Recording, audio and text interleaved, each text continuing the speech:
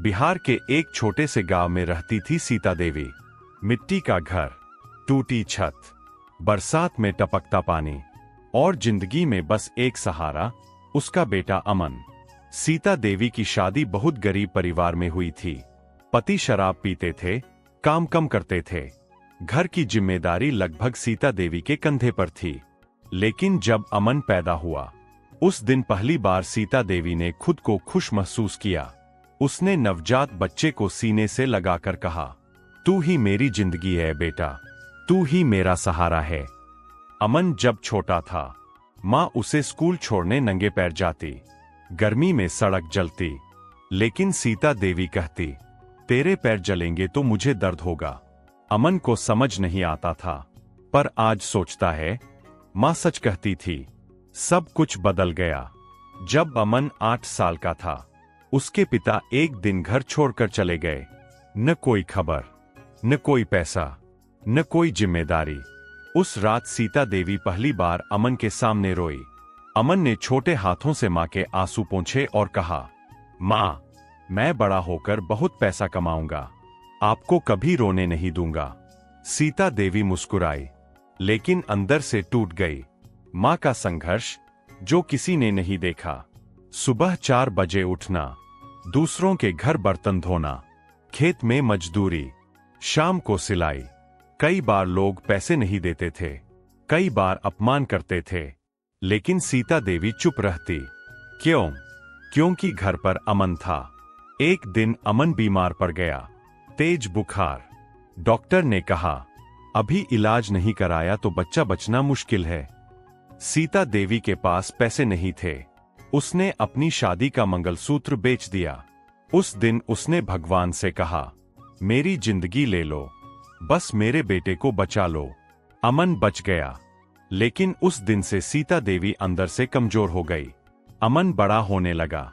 अमन पढ़ाई में बहुत तेज था, लेकिन उसे पता था, उसकी हर किताब, उसकी हर कॉपी माँ की भूख से खरीदी जाती है।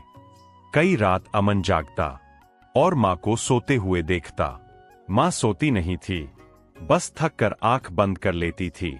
वो दिन जो अमन कभी नहीं भूल पाया।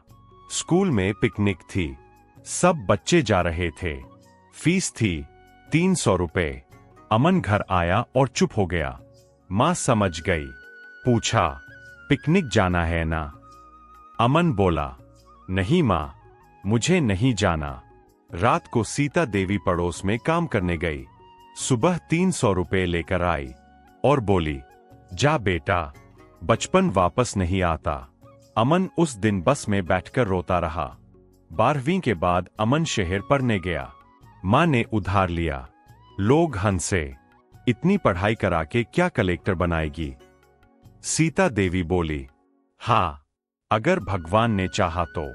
अमन हॉस्टल में रहता था। कई बार पैसे खत्म हो जाते। माँ खुद भूखी रहकर पैसे भेजती, लेकिन फोन पर हमेशा कहती, मैं ठीक हूं बेटा। सीता देवी को टीबी हो गई थी, लेकिन उसने अमन को नहीं बताया। क्यों? क्योंकि उसे डर था, अमन पढ़ाई छोड़ देगा। एक बार अमन घर आया। माँ बहुत कमजोर दिख रही थी।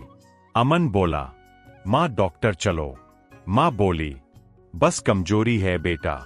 उस रात माँ ने अमन को बहुत देर तक देखा, जैसे आंखों में उसे कैद कर रही हो। एक रात अमन पढ़ रहा था, फोन आया।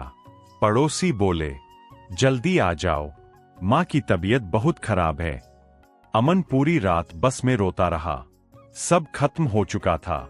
जब अमन घर पहुंचा, माँ सफेद चादर में लिपटी थी। अमन चीखा, माँ उठो, मैं आ गया। लेकिन माँ नहीं उठी। आखिरी चिट्ठी। माँ के तकिए के नीचे एक चिट्ठी थी। उसमें लिखा था, बेटा अमन, अगर तू यह पढ़ रहा है तो शायद मैं नहीं हूं। मुझे माफ करना, मैं तुझे छोड़कर नहीं जाना चाहती थी, लेकिन भगवान ने बुला लिया। बेटा, पढ़ाई मत छोड़ना। मेरी एक ही इच्छा है, तू बड़ा आदमी बने और किसी माँ को मेरे जैसा दर्द ना सहना पड़े। तेरी माँ। अमन टूट गया। कई महीने तक अमन कुछ नहीं बोला, बस पढ़ता रहा, रोता रहा। माँ का सपना। अमन ने ठान लिया, वह डॉक्टर बनेगा ताकि कोई गरीब माँ इलाज के बिना ना मरे। सालों बाद अमन डॉक्टर बन गया। उसने गांव में फ्री अस्पताल खोला। उसका नाम रखा माँ सीता हेल्थ सेंटर। हर सुबह अमन माँ की फोटो के सामने खड़ा होता और कहता, माँ, मैं अभी भी आपका बेटा हूं, बस अब थोड़ा मजबूत हो गया हूं। कहानी का सच। सबसे ज्यादा दर्द तब होता है जब हम किसी को खो देते हैं जिसके लिए हम सब कुछ थे।